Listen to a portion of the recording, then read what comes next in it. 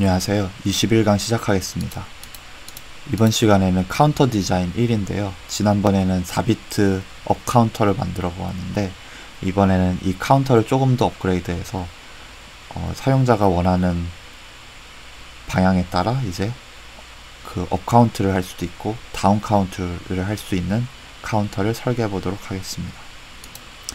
이제 기존과 이제 대부분 비슷한데 이제 시그널이 하나가 추가가 됩니다. 이제 업이라는 이름을 가진 카운터가 되고요. 이 업이라는 시그널이 1이 된다면 이 카운터는 업 카운터로서 작동을 하게 될 것이고, 만약 업이 0이라고 한다면 다운 카운터로 작동을 하게 될 것입니다. 이제 이 RST는 리셋 시그널은 이제 액티브 로우인 것을 표시하기 위해서 RST 이렇게 이름을 정해주도록 하겠습니다. 그리고 또 이제 enable 입력을 추가를 해서요. 이제 클럭이라는 것은 항상 들어오는 거거든요. 보통 그 외부에 크리스탈 입력을 받게 되거나 외부 오실레이터 입력을 받아서 클럭을 사용하게 되면 이 시스템 클럭이라는 것은 사용하고 싶을 때 사용하고 안 사용하고 싶을 때 안 사용하고 하지는 않아요. 물론 클럭 게이팅을 해서 이제 저전력을 위해서 사용하는 경우도 있기는 한데, 이제 일반적으로는 클럭 공급을 하지 않음으로써 카운터를 디세이블 하지 않고요. 이제 따로 enable 인풋을 추가해 줌으로써 이제 카운터를 작동시킬 것인가 작동시키지 않을 것인가에 대해서 결정할 수 있도록 해줍니다. 그래서 이제 다시 모델심을 열어주시고 파일을 추가해 주세요. cnt 4비트 업다운 점프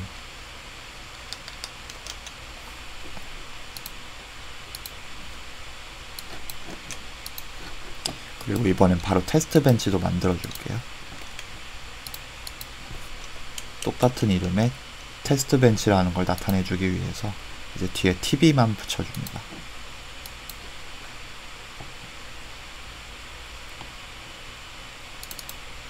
이제 카운터부터 설계를 해볼게요. 먼저 모듈의 이름이 업다운 카운터, 업다운. 그리고 이제 시그널 입력받아야 되는 것이 무엇이 있는가 하니 enable clock nrst up.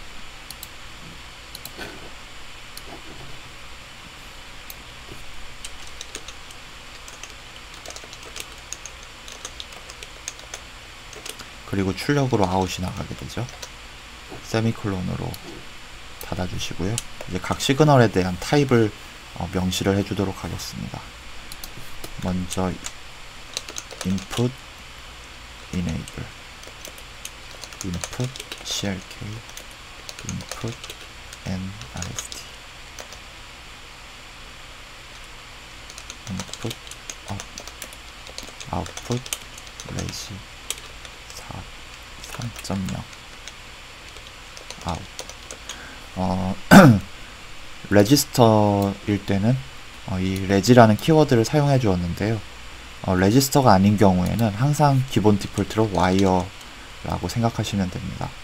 와이어를 쓰지 않으면은 와이어를 생략을 하여도 이제 기본적으로 이걸 와이어로 선언했겠구나 하고 신세시스 툴이 이제 와이어다라고 생각하고 합성을 해줍니다. 그래서 보다 명확하게 해주기 위해서 명시적으로 와이어라는 표시를 해줄 수도 있고요. 이제 표시하지 않으면 그냥 디폴트 와이어겠거니 하고서 합성이 됩니다.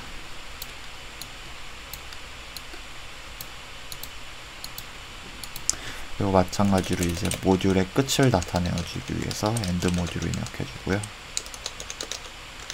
그리고 이제 이 사이에 이제 오레이즈 문을 통해서 플립플롭을 구현해서 이 플립플롭이 언제 작동하는가 하니 클럭이 엣지가 뜨고 이네이블 인풋일 때, 또 리셋이 아닐 때, 그리고 업이거나 다운일 때 해서 그 업다운에 맞추어서 동작을 하게 될 겁니다.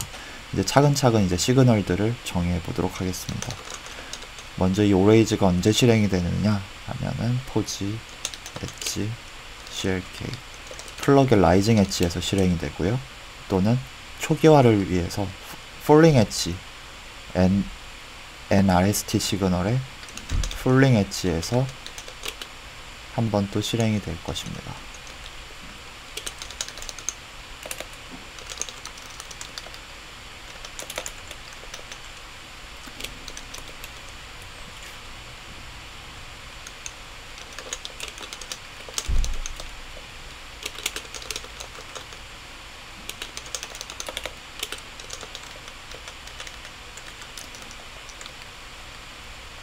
이제 클럭과 리셋에 대한 예외 처리까지 해주었고요. 이제 다시 이제 리셋일 경우에는 아웃의 값을 이제 4비트 000 4비트의 위드를 4비트를 위드를 가지는 시그널을 이제 아웃에 인가해 주는데 그 4비트의 값이 무엇인가 하면 0000이 된다 이겁니다. 그래서 만약에 이 부분을 수정을 해주게 되면 초기 값을 몇으로부터 시작을 할 것인가에 대해서도 그 설정해 줄 수가 있겠습니다.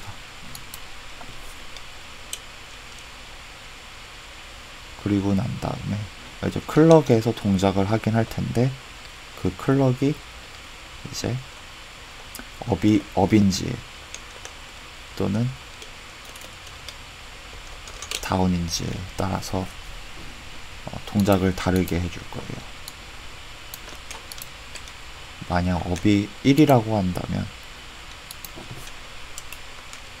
아웃 플러스 1 그래서 이제 LSB 가장 하위 비트를 이제 더해주게 되면 이제 저절로 이제 이제 숫자가 이제 증가가 될 때마다 이 상위 비트들도 시프트 되어져서 제대로 증가가 될 것입니다. 그리고 다운 else일 때는 이제 빼주는 게 되겠죠. 아웃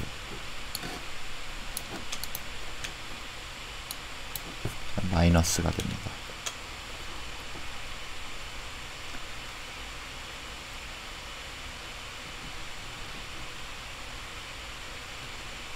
이 업이라는 시그널은 결국엔 가질 수 있는 그 로직은 1 또는 0이란 말이죠.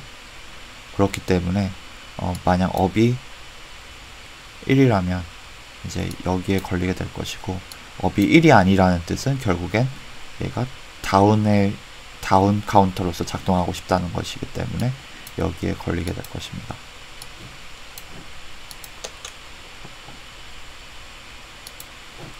이제 테스트 벤치도 열어서 수정을 해줄게요. 이제 이름을 복사해서 가져와서 이름을 바꾸어 주고요. 이제 시그널들은 이제 외부에서 받는 게 아니라 테스트 벤치 내부에서 만들어내는 시그널이기 때문에 이제 리스트 시그널들을 쭈루룩 가져와서 각 시그널들의 특징에 맞추어서 이제 타입을 선언을 해줍니다.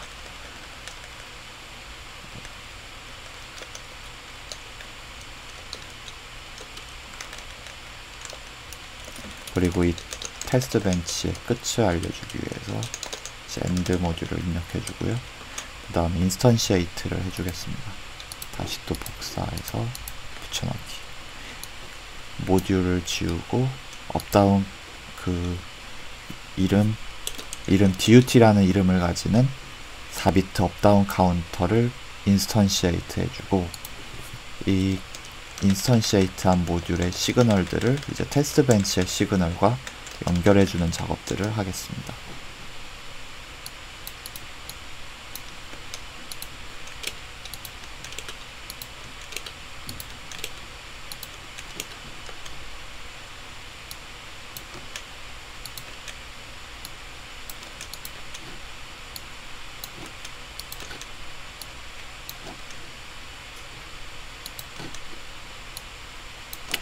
또 제가 여기서 실수를 했죠. 여기 아웃 와이어의 비트가 4비트 위드여야 됩니다.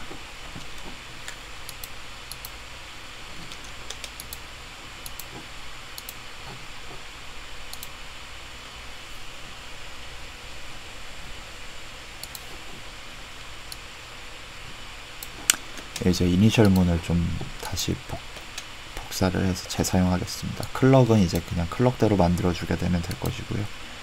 이제 리셋까지도 이제 우리가 리셋을 사용하기 때문에 이제 별다르게 수정할 것은 없지만, 이제 새로 생겨난 enable 시그널과 이 업다운 시그널에 대해서 추가적으로 입력을 해주도록 하겠습니다.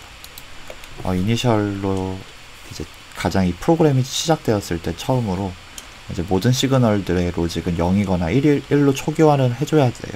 그래서 먼저 enable의 값을 0으로 disable 된 거죠. 0이니까. 왜냐하면 이제 리셋과 다르게 이 enable에는 앞에 n이 붙어 있지 않죠. 즉 일반적으로 active high라는 뜻이 됩니다. 즉 1일 때 enable 하다 라는 뜻이 됩니다. 그래서 지금은 disable 된 상태라고 할 수 있고요.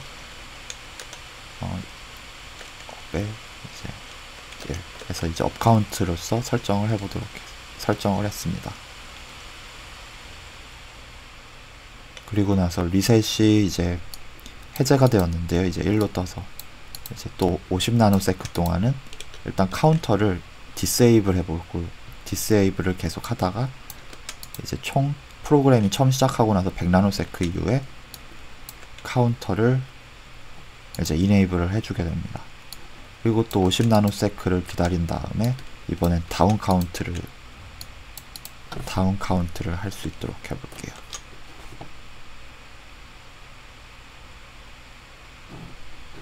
이렇게 수정이 되면 이제 컴파일을 해주게 됩니다. 그래서 성공적으로 컴파일이 되면 이제 시뮬레이션을 해주도록 하겠습니다.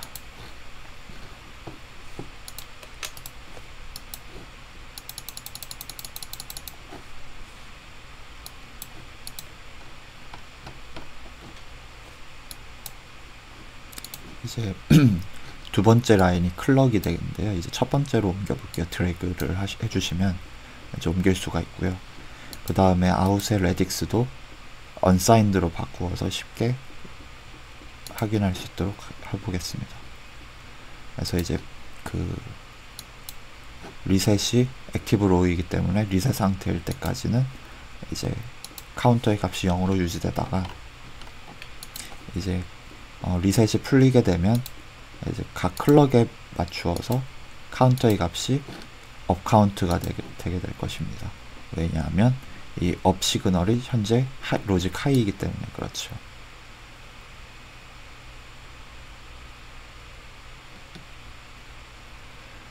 그런데 이제 제가 의도한 작동과는 다르게 작동되는데요. 지금 여기 보시면 enable이 0인데도 불구하고 카운터의 값이 증가가 되죠. 그 시뮬레이션을 통해서 이제 자기가 코드를 짤 때는 뭐 잘 짰다고 생각이 드는데, 저도 이제 잘 짰다고 생각을 했는데 이제 사소하게 이제 하나하나씩 실수를 하게 되는 거죠. 이제 그러한 실수들을 이제 클럭에 대비해서 이 출력의 값이 정확하게 나오는지, 또는 나와서는 안 되는데 오히려 잘 나와서 문제가 되지는 않는지를 이제 시뮬레이션을 통해서 이제 검증이 되게 되는 겁니다. 그럼 다시 이제 시뮬레이션을 종료를 해주고 이제 오류를 해결하러 가도록 하겠습니다. 여기서 이제 업에 대해서는 정의를 했는데 이제 enable 시그널을 사용을 안 했어요. 여기를 이제 else if enable이 1일 때, 그리고 else begin end, 이러면 이제 이 else if에는 begin이 여기서 열려서 여기서 닫히죠. 그렇기 때문에 이제 enable이 1일 때만 이 카운터의 값이 동작을 하게 될 거고요.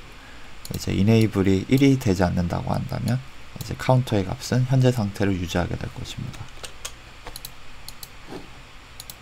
이렇게 수정을 해주고 나면 다시 스테이터스가 물음표로 바뀌게 됩니다. 즉 컴파일이 다시 필요하다는 뜻이 되고요. 이제 컴파일이 됐으면 다시 시뮬레이션을 해보도록 하겠습니다.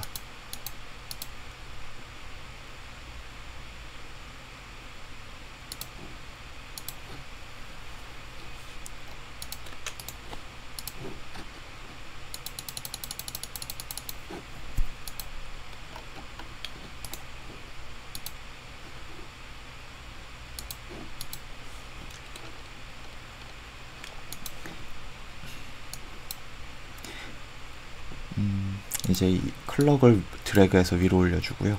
이네이블 시그널을 한번 중점적으로 관찰해 볼게요. 먼저 그 아까 전에는 이제 그 리셋이 해제되자마자 클럭에 맞추어서 카운터의 값이 증가가 되는 것을 확인할 수 있었는데, 이번엔 증가하지 않죠. 언제 증가하냐면 리셋도 풀리고 카운터도 이네이블 되었을 때 그 다음 클럭 엣지에서 카운터 값이 증가가 되는 것을 확인할 수가 있습니다. 그리고 이 업 시그널이 하이일 때는 증가하다가 카운터의 값이 증가하다가 이제 로우로 바뀌는 순간 그 다음 클럭서부터는 현재 카운터의 값에서 1을 뺀 카운터 값 4가 출력이 되고, 이제 계속해서 이제 업 시그널이 로우이기 때문에 이제 다운 카운터로서 작동을 하게 됩니다.